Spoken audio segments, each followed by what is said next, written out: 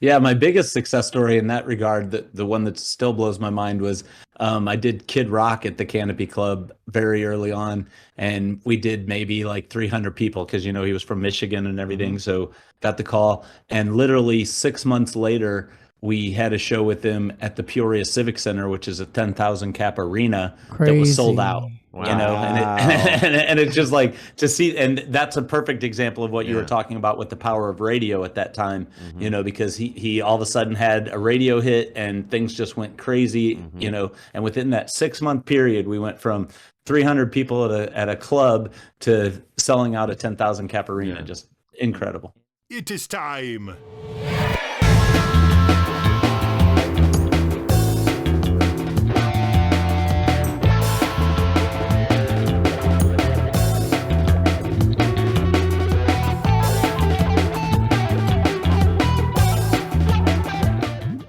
That was one thing I wanted to quickly ask you about. So, let's say summer camp is done. You're looking at next year, right? You're trying to map out what's going on. So you pick, the big boys at the top, right? And then you have like the up and coming in the middle, right?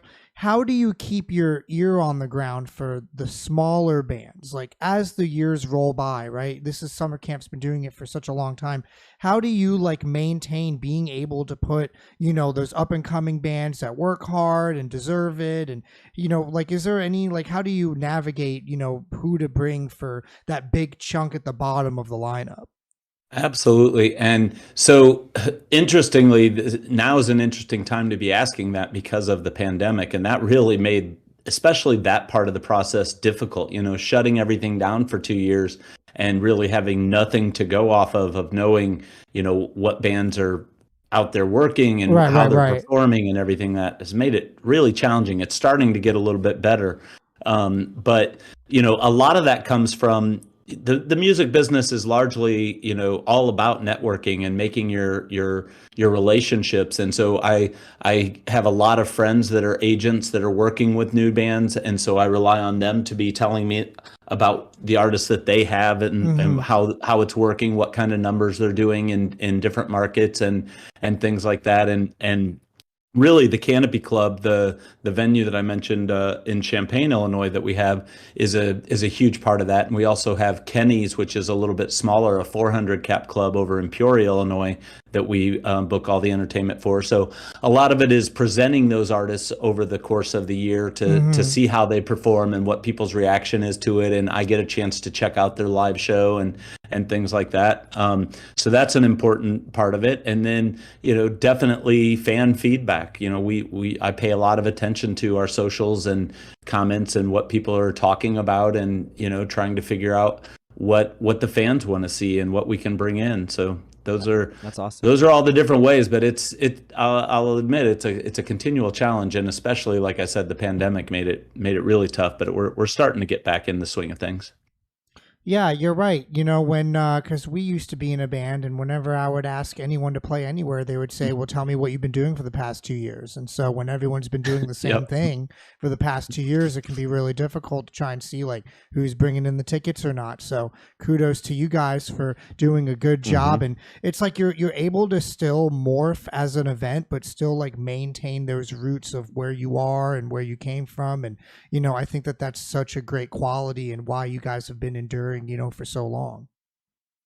Well, thank you. And yeah, it's an important part of it for us. If you look at our lineup, I get a lot of people, give me a hard time about this in the industry. If you look at our lineup, we have, north of 150 artists that we present over the weekend. And, a typical lineup is going to be significantly less than that Right. usually. And we have 9 stages now, and people are Wow. like, why do you do so much? And, those artists aren't, nobody's paying to come see those artists. You're going to sell just as many tickets. But for me, it really is about building that next the next levels of Humphreys, McGee's, and Moe's, and them. And I started working with those bands when they couldn't bring in a huge crowd any either. So it's, I love giving newer artists a chance to get in front of the crowd.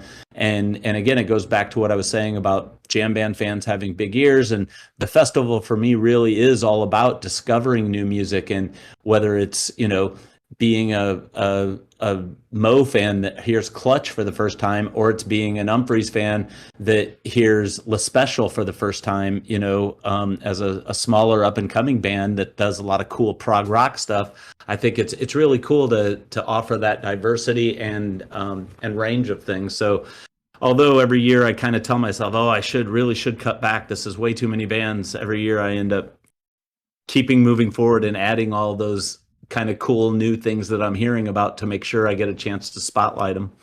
That's a really awesome thing, and I think that a lot of magic comes from that mentality. I mean, my brain from my world immediately goes to the Vans Warped Tour, like that's been a part of back when that was a major thing. Is that was part of the strategy. Is you have to be constantly be paying attention to developing the next class, developing. Like, because you're also developing your fan base too for your festival by bringing in the next generation and all the people that they're connecting with, and so it's so important. And then with Bamboozle as well, like some of our friends, the Front Bottoms, have been launched onto a major label purely because someone went out to see them, saw that what they were doing in and around New Jersey, and said, "I really like these guys. I really like what they're doing. I want to develop them, give them an opportunity here at Bamboozle." And now I'm sitting here in my armchair, like watching them rocket off into huge success because someone is using this mentality of, I have to develop my next class. And I love hearing that. It's an ecosystem, that you got to work hard to develop. You have, someone go to see Willie Nelson at summer camp, but then they see this small band at the bottom, right? And then that band works their tail off for a year. That band comes back and they're able to sell 300 tickets, just because of that shot that they got, last year. They're able to say, oh my God, I got to play this festival, let's get our tails in gear and work our butts off. And, next year we can do bigger and better things. And it's cool that you're giving bands that opportunity. Yeah, we used to do that. Go ahead. I'm sorry. I was just gonna say, and we've had some really amazing breakout successes and luck with that. The Avett Brothers started very early with us on one of our side stages. Wow. Big Gigantic literally played the smallest stage that we had at the time, and they're the first act that went from playing that smallest stage all the way to headlining our festival.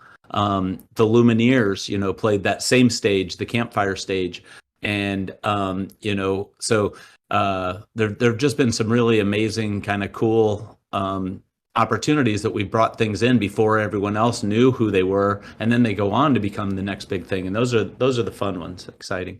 Yeah, I used to be in radio and was a music director for radio, and I got to choose pretty much what was on the radio. It was back before it was all corporatized, but back in the good old days, right? And so we took a lot of regional bands and gave them a lot of good plays. So we would play them just as much as we would play, if we really liked them, played like Pearl Jam or something like that. We would put them in a heavy rotation for probably like a month or so, and it was amazing, just that little bit of a push and getting somebody out in front of an audience that you believe in. And they went from playing like, a small restaurant to selling out venues, regionally within our airspace in a matter of months, because we would give them regular rotation and people would hear the song. All it takes a lot of times is hearing the song over and over again to the point where you're like, I get it.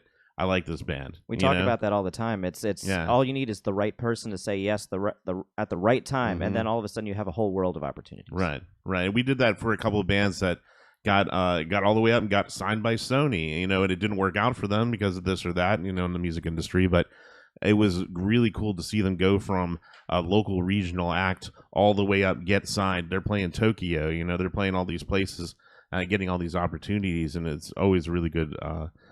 Feeling to know that you helped get them there, Yeah, you literally have a bird's eye view, Ian. Yeah, my biggest success story in that regard, the one that still blows my mind, was I did Kid Rock at the Canopy Club very early on, and we did maybe like 300 people because, he was from Michigan and everything, so got the call. And literally 6 months later, we had a show with him at the Peoria Civic Center, which is a 10,000 cap arena. Crazy. That was sold out. Wow. And it's just like to see, and that's a perfect example of what you were talking about with the power of radio at that time, because he all of a sudden had a radio hit and things just went crazy, and within that 6 month period, we went from 300 people at a club to selling out a 10,000 cap arena. Just incredible. Hi, this is Mike with Galaxy Jams Reacts. We hope that you enjoyed that React video. Be sure to check out the links below of when we're going to be live streaming our next show and also how to watch full episodes. Please hit that subscribe button. Every single one helps.